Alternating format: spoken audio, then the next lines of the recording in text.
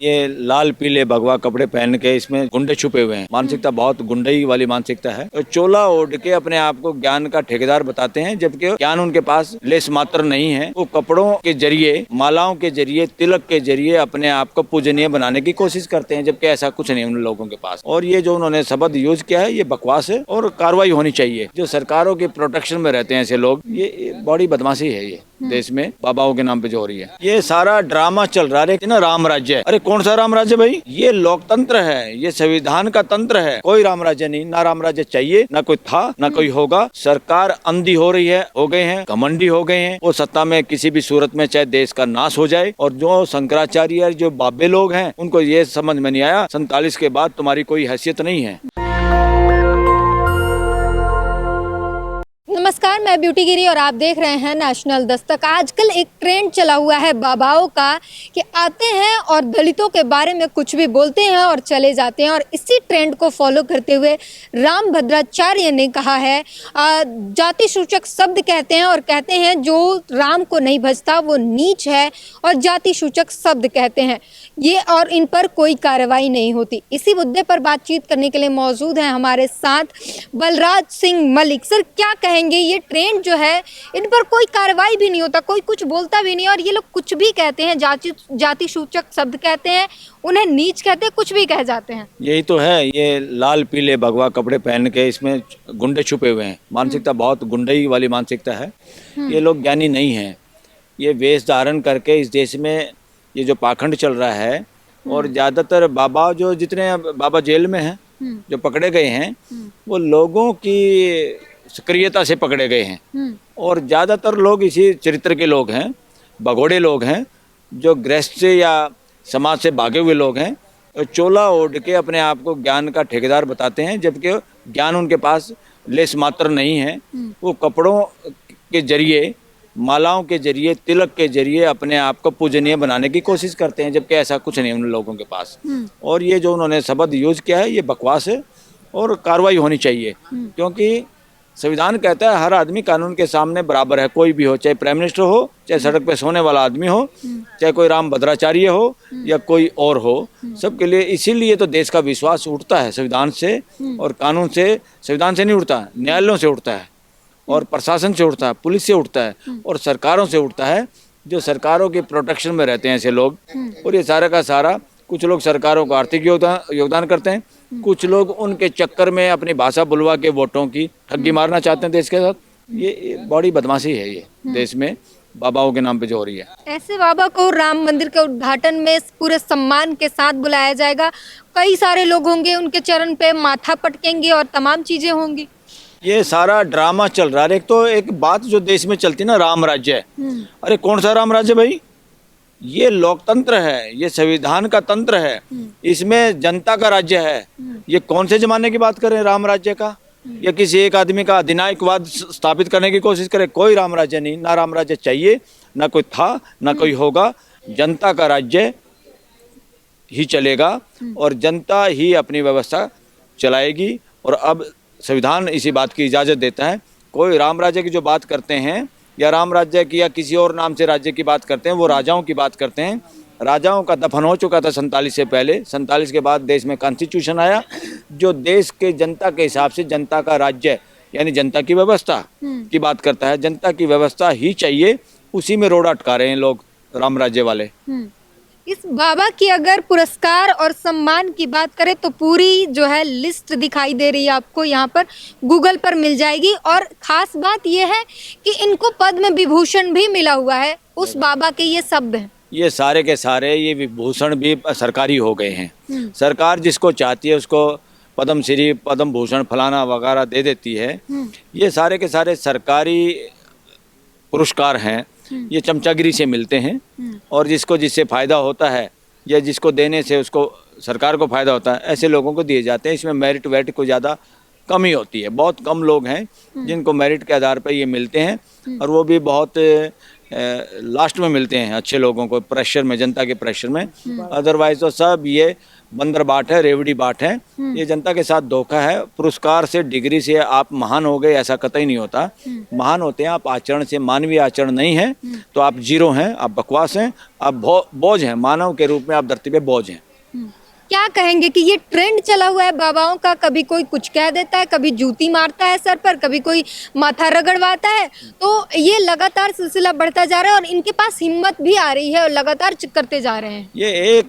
ये इस देश में गड़बड़ है। एक समुदाय के दिमाग में बैठा हुआ है और उसमें से प्रमुख वो है जो बाबाओं की श्रेणी है।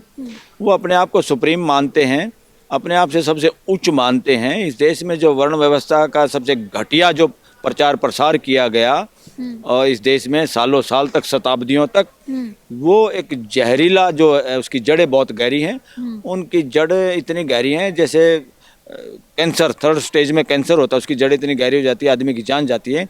इस देश के पूरी गर्दन पे इस वर्ण व्यवस्था की गंदी और गहरी जड़ें हैं। इसको उखाड़ फेंकने की, इसकी पूरी सर्जरी करने की जरूरत है।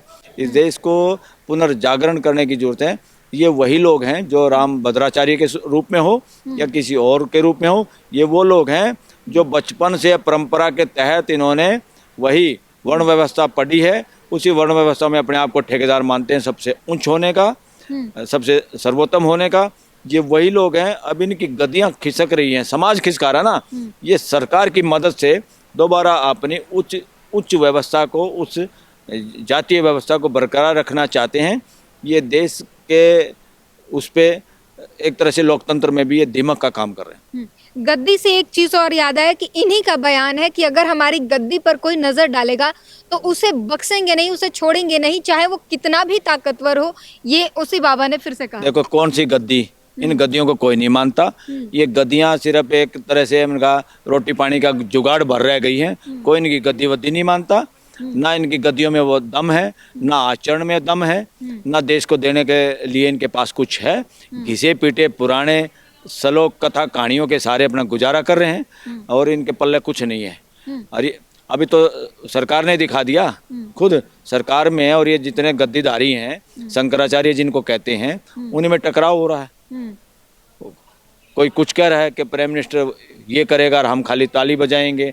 ये सारा का सारा सरकार अंधी हो रही है अपनी सत्ता को बरकरार रखने में। जो इस वक्त सरकार में लोग बैठे हैं वो बिल्कुल अंधे हो गए हैं, घमंडी हो गए हैं। वो सत्ता में किसी भी सूरत में, चाहे देश का नाश हो जाए, चाहे देश में कितने लोग मर जाएं, चाहे देश का बंटाधार हो जाए, चाहे देश में लोगों में नफरत का जहर फैल जाए, उनको तो उन्हीं बातों, वही बातें सूट कर रही हैं। वो तो अपना मस्ती में उस काम पे लगे हुए हैं। और जो शंकराचार्य, जो बाबे लोग हैं, वो अपनी वर्ण व्यवस्था के हिसाब से इस देश को उसी पुराने ढर्रे पे चलाने की कोशिश करते हैं।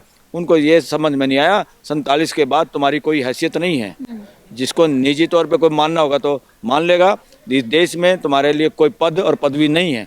अपने घर बना के रखो अपने पदों को। इस देश में कोई महत्व नहीं इन पदों का। जैसा कि हम जानते ही हैं कि इस मुद्दे को नेशनल मीडिया नहीं उठाती, लेकिन जब सोशल मीडिया ने उठाया, लोगों ने आवाज उठाया कि ये गलत किया है, तब राम भद्राचार्य ने कहा कि ये मैंने इंटेंशनली नहीं किया है, कोई मेरा इंटेंशन गलत नहीं था, मैं सारे वर्णों का सम्मान करता हूँ। वर्ण कहाँ से बीच में आ गए सारे वर्णों का? वो कह रहे हैं कि मैं सारे वर्णों का सम्मान करता हूँ। वर्ण आ कहाँ गए? वर्ण का कोई एग्जिस्टेंस नहीं है अभी यहाँ पर। उसको ये कहना चाहिए था मैं पूरी मानव जाति का सम्मान करता हूँ। वर्ण बीच में कहाँ से आ गए? इसका मतलब वो बीमार है, मानसिक तौर पे बीमार लोग हैं ये लोग जो वर्ण की बात करते हैं। उसको बयान भी ये देना चाहिए था मैं सभी का सम्मान करता हूँ, पूरी मानव जाति सम्माननीय है। कोई लाल पीले कपड़े पहन के, तिलक लगा के, माला पहन के, शंकराचार्य नाम लिखवा के, या महा या वो क्या संत भी और तरह के बोलते हैं, पूरे महामंडलेश्वर और पता नहीं क्या क्या नाम रखे हुए हैं, पूरे विश्व महाराज, क्या विश्व गुरु और इस तरह की बातें। ये बेहुद बेकार की बातें, बकवास कर रहे हैं। इनका कोई महत्व नहीं है और इन पर ज़्यादा ध्यान देने की भी जरूरत नहीं है। और इनके चक्करों में, जाल में उलझने की भी पूरी मानव जाति को जरूरत नहीं है। किसी भी इस तरह के रिलीजियस गुरुओं के चक्कर से बाहर आने की जरूरत है ना। ये आस्तिकता और नास्तिकता के चक्कर में अब फंसने की जरूरत नहीं है। वास्तविकता को पहचानने की जरूरत है, वास्तविकता के हिसाब से जीने की जरूरत है। वही लोकतंत्र में होगा, वही लोकतंत्र में चलेगा। तो अगर इनकी बात करें, फिर से एक बार दिखाने चाहूँगी, देखिए किस तरीके से इनके पुरस्कार की जो है वो लिस्ट देख लीजिए गूगल पर कितनी है।